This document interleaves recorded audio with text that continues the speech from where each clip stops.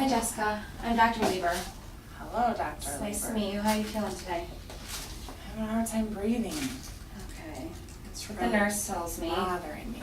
I'm gonna listen to your lungs myself here. I just need you to breathe out of your mouth.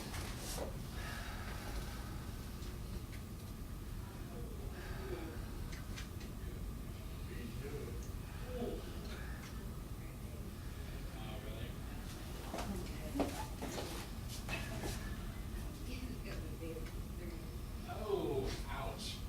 That'd be a hard movie to sit through.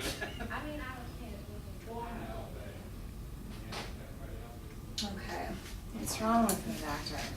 Okay, well, according to the lab results, see, we did your chest x-ray and echocardiogram, and those are showing that you have some fluid in your heart. Also, the valves aren't working properly. And according to the labs, the one that really stood out was your BMP. BMP is basically a substance that's secreted from the heart in response to changes that occur in beep. It's elevated over 100, which is it's a huge red flag. Does she have that? Yes, that is what you have. Is it After contagious? looking at, no, it's not contagious. It's not contagious. Is she dying? No, just because you have this, it does not mean that you are dying.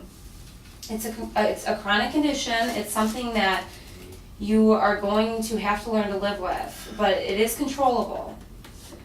It doesn't mean that your heart stopped. It basically means that your heart is not pumping as much blood as your body needs. Because your heart cannot pump well, your body responds by holding on to salt and water, which increases the amount of blood in your bloodstream.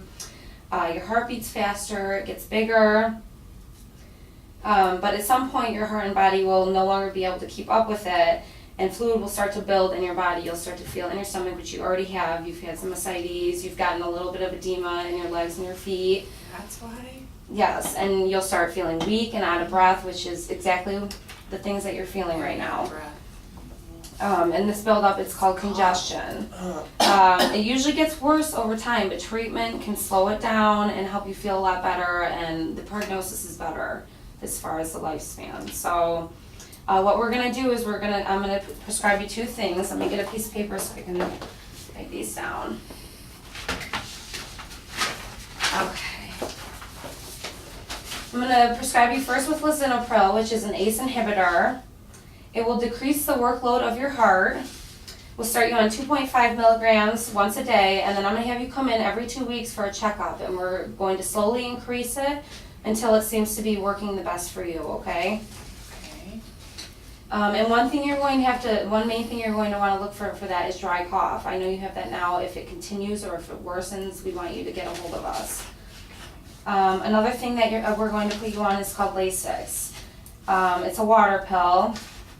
It will help you get rid of some of your excess fluid that's building up and the amount of stress on your heart as well.